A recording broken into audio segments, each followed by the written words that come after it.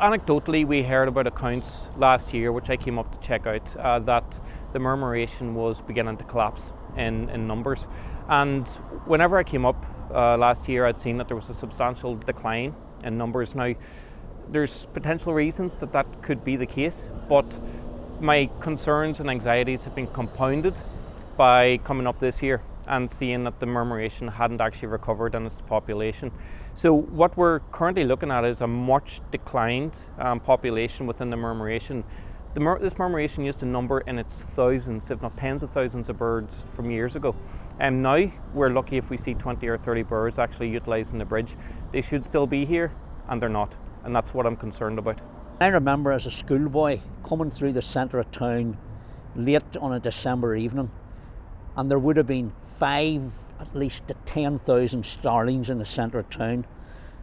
They would be all over the City Hall, Robinson and Cleavers, Marks and Sparks, all those buildings that are still there were absolutely plastered with starlings and starling poo. And the City Council at the time were kind of fighting a war against the starlings. So what they started to do was net some of the buildings and put in bird spikes. So eventually the starlings moved out from the centre of town and they went to the Queen's Bridge, where there was a huge roost every winter and a huge murmuration, which is the one that fly about over the bridge. And that roost persisted right through till the millennium. And round about the millennium there was a fashion for big firework displays. The firework display was going off and suddenly what people thought were bats started to drop out of the sky. Now in actual fact they were starlings. A lot of them dead, a lot of them were then trampled by the crowd, and I looked up and immediately saw there were starlings. So what had happened was the starlings who were in the Queen's Bridge had been totally freaked out by the firework display, all the noise, you could imagine the bangs, the lights. So they hightailed out of there and they moved to the Albert Bridge. We were all worried about them at the time. So the roost, what was left of it anyway, moved to the Albert Bridge. So this roost has been here for 23 years now. Well, at least the first 20 years. So I came down here last week fully expecting to see what I'd seen for the previous 20 years, which were thousands of birds flying about. Eventually they would go around here and around, and as they come into roost, it's like water going down a plug hole. They go into these big spirals and you'd see them shooting down just above the river and dispersing up into the three archways of this bridge. And I didn't see any that night because I was watching from this side. So someone informed me that there was a few still kicking about. So I came down 2 or 3 nights ago and watched them from the downstream end. There's a few flying about there now. 1, 2, 3, 4, 5, 6, 7, 8, 9 birds instead of hundreds upon hundreds. So I watched them coming up stream and going into the middle span of the bridge.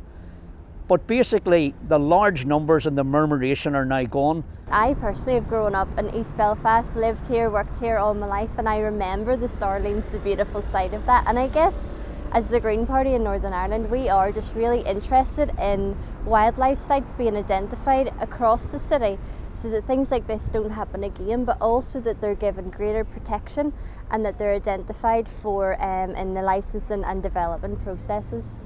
I think a big part of why these birds might be missing is due to some of those changes that have taken place here between 2021 and 2022. And a lot of that has been about the introduction of new light pollution.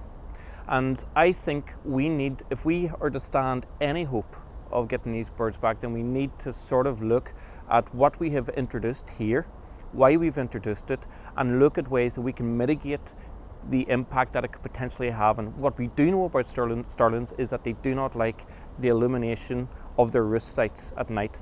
It causes all sorts of different physiological issues, and what it has caused to roost desertion in places like America. So we do know that light pollution plays a big part. What I would like for the council to do, first of all, is to look at the light pollution that has been introduced here and some of the other developments that the light pollution has been introduced also, and look at ways that we can delay that to after a time where the roosts would normally already have gathered under the bridge, and to redirect it in a way so that it's not illuminate where the roost is. Secondly, and importantly, we have a great opportunity now through the way that the local development plan is being brought through, that we can start looking at identifying new sites of local nature conservation importance and new important wildlife sites. There's no reason that this site should have been considered as a locally important wildlife site. Starlings are an amber listed species. They're a Northern Ireland priority species now as well. And the idea that we have lost a murmuration and a roost site that numbered in the winter at over 1,000 birds and far more in years prior to that is similar. It's just tragic. So I would like us to be looking at those, at identifying those important local wildlife sites and better protecting them through the application process and also the licensing process within the city.